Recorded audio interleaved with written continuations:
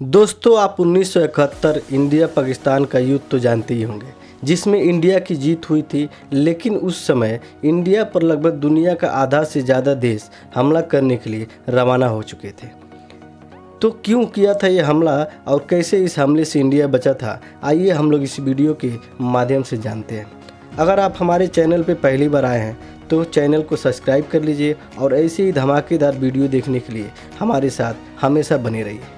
भारत ने इस युद्ध में बांग्लादेश को आज़ाद कराया था और इससे पूरी दुनिया को ताकत का एहसास भी कराया था।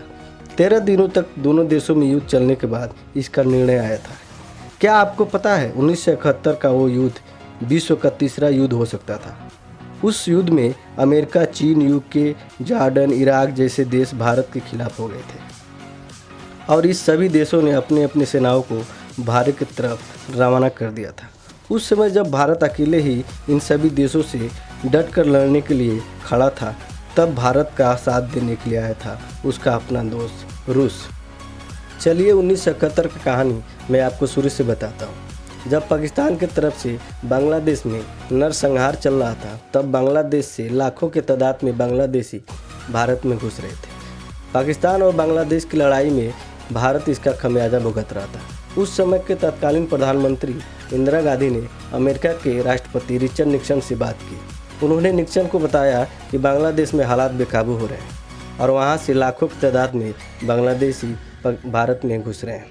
उन्होंने इस मामले में दखल देने को कहा, लेकिन निक्सन ने उन्हें किसी भी तरह का मदद देने से इनकार कर दिया। पाकिस्तान को अमेरिका और चाइना से मदद मिलने की उम्मीद थी और उन्हीं की सय से 3 दिसंबर के रात को पाकिस्तान ने भारत पर हमला कर दिया। पाकिस्तान ने पहले हवाई हमले करते हुए लाखों की बमबारी की, जिसमें आगरा भी शामिल था।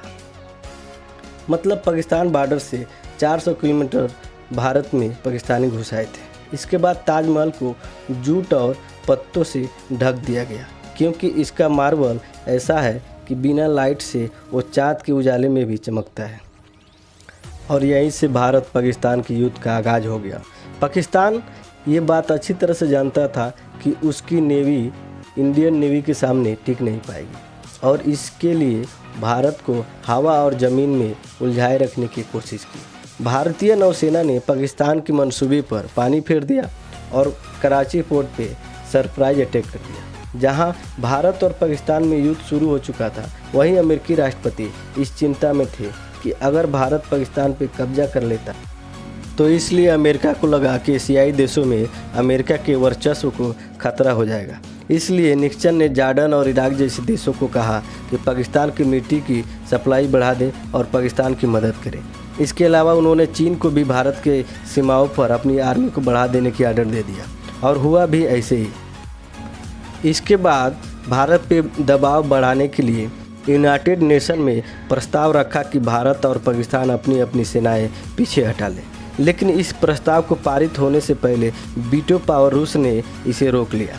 जब पाकिस्तान की हार लगभग तय हो चुकी थी, तब इस बात से तिलमिलाए अमेरिका ने अपनी लड़ाकू विमान USS इंटरप्राइज बांग्लादेश की तरफ रवाना कर दिया।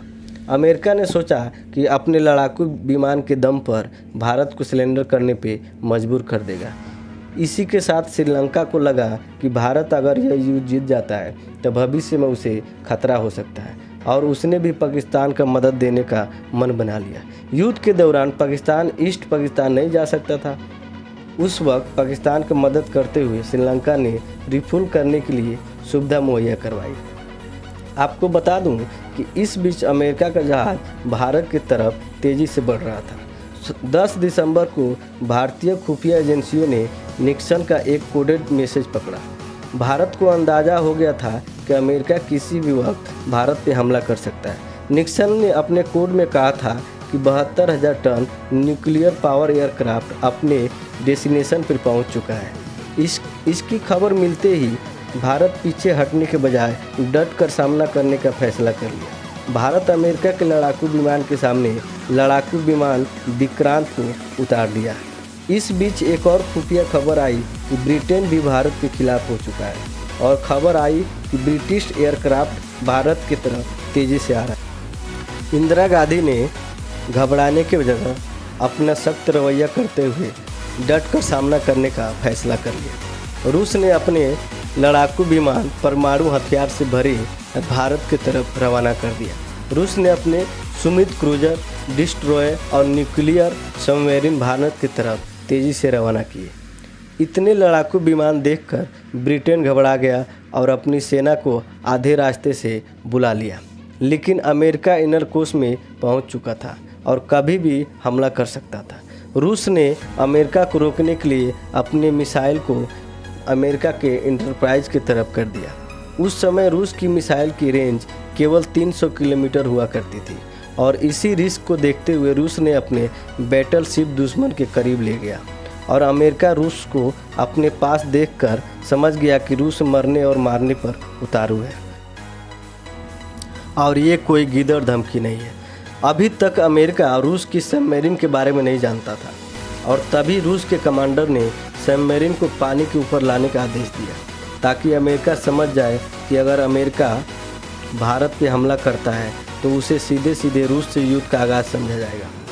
तब अमेरिका समझ चुका था कि भारत पे अगर हमला किया तो तीसरा विश्व युद्ध कोई नहीं रोक सकता। फिर चाइना को भी समझ में आ गया कि अगर मैं इंडिया पे हमला किया तो मुझे रूस नहीं छोड़ेगा। फिर चाइना भी अपना सेना को वापस बुला लिया। इस तरह से रूस ने भारत की मदद तब की जब आधी दुनिया ने भारत को घेर लिया था। एक तरफ से सारी सेनाएं वापस लौट चुकी थी, फिर भी रूस ने भारत की पहरेदारी करने के लिए कई दिनों तक भारत की सीमाओं पर रहा। तो दोस्तों, कैसा लगा हमारा ये वीडियो हमें कमेंट करके ज़रूर बताएं। थैंक यू, धन्यवाद। मिलते हैं नेक्स्ट वीडियो पे, तब तक के लिए दीजिए इजाज़त। अगर वीडियो अच्छा लगा हो तो लाइक और सब्सक्राइब जरूर करें। Thank you.